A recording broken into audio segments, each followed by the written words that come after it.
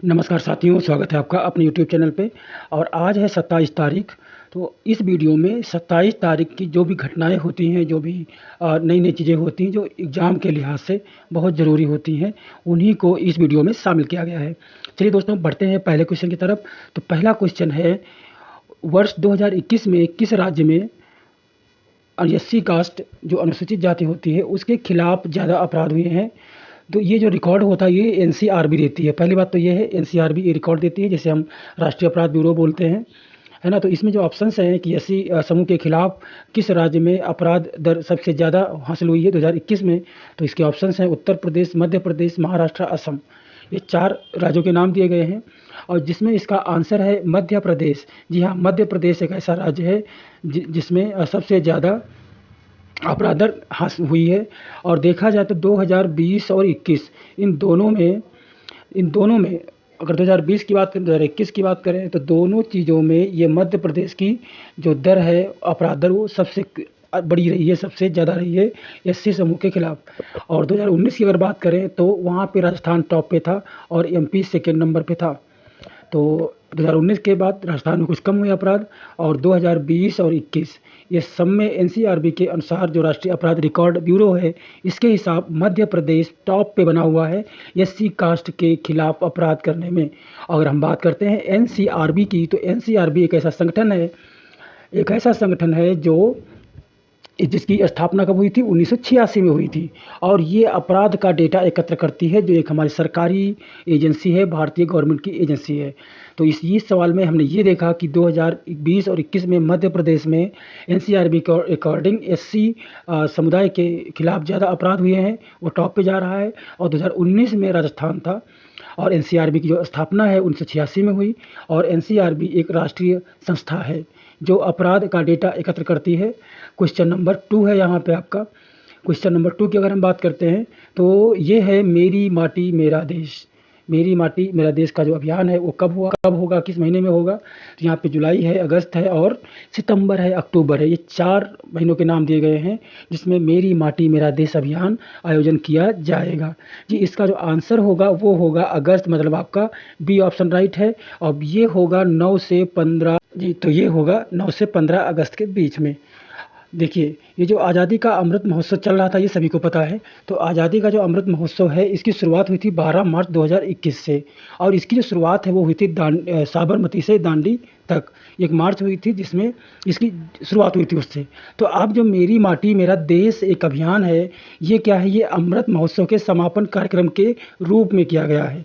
इसमें होगा क्या, जितने ब्लॉक हैं, जितने गांव हैं, वहाँ से करीब 7500 ब्लॉकों से कुछ युवा चयनित किए गए हैं जो अपने अपने गांव से मिट्टी लाएंगे और उस मिट्टी से यहाँ पे पूजा की जाएगी दिल्ली में।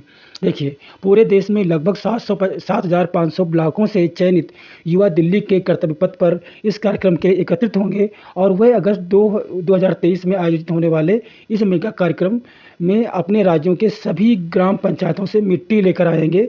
और उसमें वसुधा वंदन कार्यक्रम, मतलब जिसमें मिट्टी की हम पूजा करेंगे, धरती माता की पूजा करेंगे। इसके फलस्वरूप जो कर्तव्य पथ पर निर्मित होने वाले अमृत वाटिका में स्वदेशी पौधे का और शिला फल कम होगा, मतलब उसी मिट्टी से वो पौधे लगाए जाएंगे। तो ये अपने आप में बहुत अच्छी बात है। इसमें एक देश की मिट्टी की बात हो रही है और इस तरीके से देश में अब एकता का माहौल और ऊंचा होगा। तो इसमें आप ये समझिए कि एक तरीके से इस क्वेश्चन में कि मेरी माटी मेरा देश अभियान एक जो आपका प्रोग्राम चल रहा था आज़ादी का अमृत महोत्सव, उसके समापन के रूप में इसको देखा जाता है, जो 9 से 15 अगस्त तक चलेगा। आइए बढ़ते हैं क्वेश्चन नंबर 3 की तरफ। तो क्वेश्चन नंबर 3 है आपका दोस्तों, किस केंद्रीय मंत्रालय ने एस टेक मैनुअल और विंड्स पोर्टल लॉन्च किया है? जी हाँ, यहाँ पे एस टेक मैनुअल की बात हो रही है और विंड्स पोर्टल की बात हो रही है।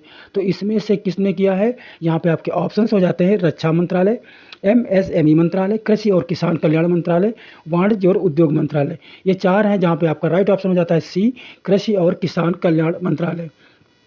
इसके बारे में दोस्तों देख लेते हैं हल्का फुल्का। नई दिल्ली में कृषि और किसान कल्याण मंत्रालय ने PMFBY और RWBCIS के तहत विभिन्न पहलुओं का अनावरण किया, जिसमें एस टेक मैनुअल और विंड्स पोर्टल और घर घर नामांकन ऐप ADE सहायक शामिल हैं। ये स्टेक मैनुअल एक संपूर्ण और सर्वव्यापी पुस्तिका का प्रतिनिधित्व करता है, जिसे भारत के 100 जिलों में व्यापक परीक्षणों और पायलटिंग के माध्यम से सावधानी पूर्वक तैयार किया गया है। तो ये हो गया आपका PMFBY और RWBCIS के तहत इनका वो किया गया है, अनावरण किया गया है। और यहाँ पे एस्टेक मैनुअल और विंड्स पोर्टल और घर घर नामांकन ऐप एड्स, ये 3 चीज़ें हुई हैं जो कृषि और किसान कल्याण मंत्रालय शुरुआत किया है इनकी। आइए बढ़ते हैं क्वेश्चन नंबर 4 की तरफ। क्वेश्चन नंबर 4 है आपका, राष्ट्रीय IPR नीति के किस केंद्रीय मंत्रालय से संबंधित है। IPR का मतलब क्या होता है? Intellectual property right. आपकी जो बौद्धिक संपत्ति का अधिकार है, जो बौद्धिक संपत्ति है वो जो है, ये पेटेंट और कॉपीराइट, ये किसके अंतर्गत मिलता है? तो इसमें आपके 4 ऑप्शंस हैं, वाणिज्य और उद्योग मंत्रालय, MSME और विज्ञान और प्रौद्योगिकी मंत्रालय, विदेश मंत्रालय। ये 4 ऑप्शंस आपके दिए हैं, जिसमें से आपका राइट ऑप्शन जो हो जाता है उत्तर ए, वाणिज्य और उद्योग मंत्रालय। इसके अधीन IPR आता है और इसको पूरे तरीके से जो संगठन है, जो ढांचा है, जो इसको ऑपरेट करता है, उसका नाम है बौद्धिक संपदा अधिकार नीति प्रबंधन, IPRPM। ढांचे में विभिन्न प्रकार के बौद्धिक संपदा अधिकार शामिल हैं। मैंने बोला कि इसमें पेटेंट होता है, व्यापार के चिन्ह होते हैं, जो सिंबल होते हैं, पेप्सी का अलग, मैगी का अलग निशान होता है, जिसको देख करके आपको पता लग जाए कि ये कौन सा ब्रांड है। तो ये IPR के अंतर्गत होता है। और औद्योगिक डिजाइन कोई है, फिर कोई कॉपीराइट है, भौगोलिक संकेत है जिसे हम GI टैग बोलते हैं, और semiconductor integrated circuit layout design है, इसका कोई अपना अलग डिजाइन है, तो उसका भी पेटेंट आप करवा सकते हैं। फिर इसमें आता है ट्रेड सीक्रेट्स, कि जैसे भी पेप्सी है, इसका रेसिपी क्या है, ये कैसे बनती है, क्या तरीका है, ये किसी को नहीं पता, तो वो अपनी रेसिपी को सीक्रेट कर सकते हैं। प्लांट वैरायटीज, मतलब बहुत तरीके के जो प्लांट होते हैं वो, तो ये सारी चीज़ें आती हैं IPR के अंतर्गत। और ये जो IPR है ये आता है वाणिज्य उद्योग मंत्रालय के अंदर। अब बात करते हैं ये IPR नीति कब हुई थी। तो ये IPR नीति 2016 के नाम जाना जाता है इसको। ये व्यापार ढांचा जिसे हम राष्ट्रीय IPR नीति 2016, ये आपकी राष्ट्रीय IPR नीति 2016 जो विधेयक इससे ये सब कुछ ऑपरेट होता है। इन सभी बौद्धिक संपदा अधिकारों को एक एकीकृत दृष्टि दस्तावेज के तहत समेकित किया गया है। तो IPR जो है, IPR किसका हुआ? वाणिज्य और उद्योग मंत्रालय का, जिसमें बहुत सारी चीज़ें शामिल हैं, कॉपीराइट, पेटेंट, GI टैग, सारे जो लोगो होते हैं वो, और राष्ट्रीय IPR नीति 2016 इस विधेयक से ये ऑपरेट होता है। तो 3 चीज़ें IPR में आपको यहाँ पे याद रखनी है। जहाँ बढ़ते हैं क्वेश्चन नंबर 5 की तरफ। तो क्वेश्चन नंबर जो 5 है वो है, किस शहर ने नेशनल कॉन्फ्रेंस ऑन रूरल वॉस पार्टनर्स फोरम की मेज़बानी की। तो इसमें जो नेशनल कॉन्फ्रेंस ऑन रूरल वॉस पार्टनर्स हैं, तो इनकी जो मेज़बानी है वो मुंबई, नई दिल्ली, पुणे, वाराणसी, ये 4 ऑप्शंस हैं। तो इसमें जो राइट ऑप्शन है वो हो जाता है नई दिल्ली। नई दिल्ली। केंद्रीय जल शक्ति मंत्री ने ग्रामीण जल स्वच्छता और हाइजीन, जिसे हम वास बोलते हैं, ग्रामीण जल स्वच्छता और हाइजीन पार्टनर्स फोरम पर 2 दिवसीय राष्ट्रीय सम्मेलन की शुरुआत की। सम्मेलन का जो विषय था वो था, क्या था? स्वच्छ जल भारत की दिशा में प्रगति में तेजी लाना है। ये आपको जो विषय है, विषय को आपको नोट डाउन कर लेना है। और इसका आयोजन कहाँ किया गया? इसका आयोजन नई दिल्ली में किया गया। ये 2 दिवसीय था और इसको क्या है, ये ग्रामीण एवं जल स्वच्छता और हाइजीन, ये पार्टनर्स का फोरम था। ठीक है, तो इसको आपको ध्यान रखना है, पॉइंट नोट कर लेना है सारे। क्वेश्चन नंबर 6 है आपका, बॉम्बे हाई कोर्ट के मुख्य न्यायाधीश के रूप में किसे नियुक्त किया गया। इसमें आपके 4 ऑप्शंस हैं, धीरज सिंह ठाकुर, देवेंद्र कुमार उपाध्याय, विनय कुमार सिंह और सतीश चंद्र रावत। जी हाँ, इसका राइट आंसर है आपका ऑप्शन बी राइट ऑप्शन है। इसमें क्या है कि देवेंद्र कुमार उपाध्याय जो हैं वो बम्बई हाई कोर्ट के मुख्य न्यायाधीश नियुक्त किए गए हैं। वही जस्टिस धीरज सिंह ठाकुर को आंध्र प्रदेश हाई कोर्ट का मुख्य न्यायाधीश नियुक्त किया गया है। ठीक है, तो और क्या है, कोलोजियम सिस्टम आप जानते हैं, इसके बारे में बहुत ज़्यादा आया है, जिसमें अपने जो जज हैं उनको नियुक्ति होती है उनकी जो सिफारिशों के आधार पे, है ना। तो क्वेश्चन नंबर 7 आपका हो जाता है यहाँ पे, ISSF शूटिंग विश्व चैंपियनशिप के 50 मीटर पिस्टल इवेंट में किसने गोल्ड मेडल जीता। कमल सिंधु, सौरभ चौधरी, ऋतुराज सिंह, विजय कुमार, ये हैं। तो आपका जो राइट आंसर है वो हो जाता है कमलजीत। ISSF जूनियर शूटिंग विश्व चैंपियनशिप के पुरुषों की व्यक्तिगत 50 मीटर पिस्टल इवेंट में भारत के कमलजीत ने ये गोल्ड मेडल जीता है। और ये जो गोल्ड मेडल है कहाँ आयोजन हुआ था इसका? कोरिया में हुआ था। तो ये आपको याद रखना है कि कोरिया में एक है चांगवोंग शूटिंग रेंज में किया गया था। और इस पूरे इवेंट में अगर हम बात करते हैं तो पूरे इवेंट में भारत ने 6 स्वर्ण, 6 रजत, 6 जो है गोल्ड और सिल्वर जीते और 5 जो है वो कांस्य या ब्रॉन्ज जीते। ठीक है, पूरे 17 जीते हैं, तो इसमें आपको याद रखना है। और भारत के 50 निशानेबाजों ने इसमें भाग लिया है। क्वेश्चन नंबर 8 है, हेली समिट 2023 और RCS उड़ान 5.2 का उद्घाटन किस राज्य में किया गया? आपके ऑप्शंस हैं हिमाचल प्रदेश, अरुणाचल प्रदेश, उत्तर प्रदेश और मध्य प्रदेश। 4 ऑप्शंस हैं और 4 ऑप्शंस में से आपका जो राइट आंसर है वो हो जाता है डी, मध्य प्रदेश। केंद्रीय नागरिक उड्डयन मंत्री ज्योतिरादित्य एम सिंधिया ने मध्य प्रदेश के खजुराहो में हेली समिट 2023 का उद्घाटन किया। उन्होंने उड़ान के 5.2 और हेली सेवा ऐप का भी लॉन्च किया। तो हेली सेवा ऐप का कहाँ लॉन्च हुआ? खजुराहो में हुआ। खजुराहो कहाँ है? MP में पड़ता है। वह हेलीकॉप्टर एवं लघु विमान शिखर सम्मेलन हेली समिट 2023 का जो उड्डयन मंत्रालय द्वारा किया गया। ठीक है, अब क्वेश्चन नंबर 9 है, भारत में प्रतिवर्ष कारगिल विजय दिवस कब मनाया जाता है? ये बहुत जरूरी क्वेश्चन है कि जो भारतीय कारगिल विजय दिवस है कब मनाया जाता है। तो इसमें आपके 4 ऑप्शन हैं, 23 जुलाई, 24 जुलाई, 25 जुलाई, 26 जुलाई।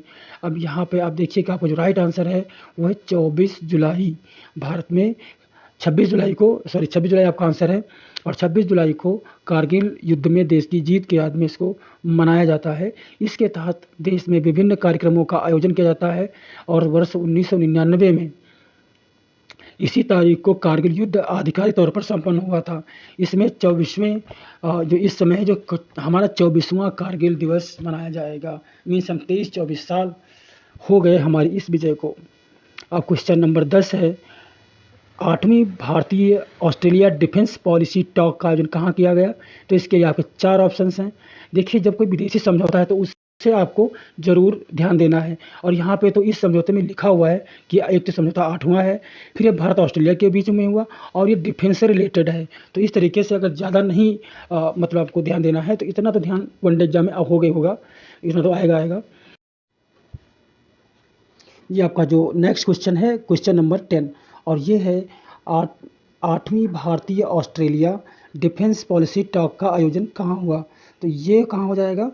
ये हुआ है नई दिल्ली में, सिडनी में, कैनबरा में या चेन्नई में। किस शहर में हुआ? तो इसमें जो कैनबरा है वो आपका राइट आंसर है। देखिए, ऐसे जब क्वेश्चन कभी आते हैं, एक तो कोई टॉक हो, कोई समझौता हो, ये क्वेश्चन जरूर आते हैं। और उसमें अगर ज़्यादा ध्यान आपको नहीं देना है तो देखिए, ये पहली बात ये किसका है? डिफेंस का है। डिफेंस मतलब रक्षा समझौता हुआ और उसमें किसके बीच में है? भारत और ऑस्ट्रेलिया के बीच में है। और ये 8वां है। और कैनबरा क्या है? कैनबरा ऑस्ट्रेलिया की राजधानी है।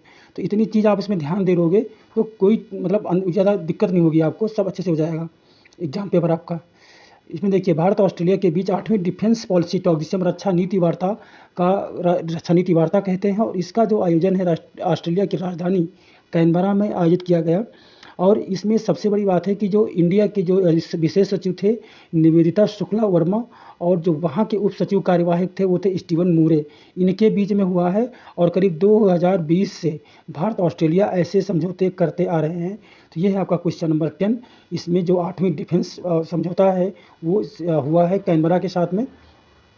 क्वेश्चन नंबर आपका 11 है, T20 इंटरनेशनल क्रिकेट इतिहास में 7 विकेट लेने वाला पहला गेंदबाज कौन है? कि भाई, ये जो T20 इंटरनेशनल क्रिकेट है इसमें 7 विकेट वाला पहला गेंदबाज है ये।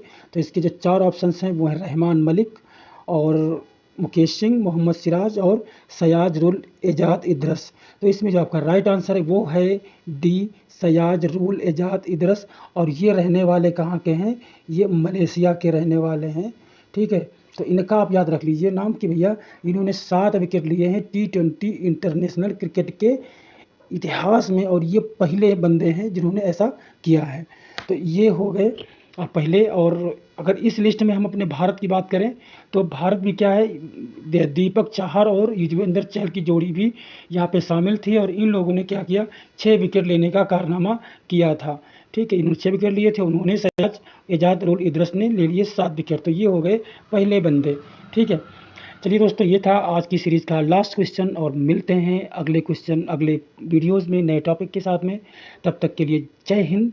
और अगर आप मुझे मोटिवेट करना चाहते हैं, सपोर्ट करना चाहते हैं, देखिए सब्सक्राइब करने में, लाइक करने में किसी कुछ नहीं जाता है, बट ये जो वीडियो है वो बहुत लोगों तक पहुंचेगा। और जब बहुत लोगों तक पहुंचेगा तो हमारा मनोबल बढ़ेगा और हम भी क्या करेंगे, आपके लिए दिन रात मेहनत कर देंगे एक। तो भाई, इतनी मेहनत आपके लिए करते हैं तो इतना तो बनता है, अगर हो सकता है तो कर दीजिए। मिलते हैं अगले वीडियो में, तब तक के लिए जय हिंद, शब्बा खैर, जो भी सलाम, अस्सलाम वालेकुम, सत श्री अकाल, जो भी कुछ है, सभी आपके लिए।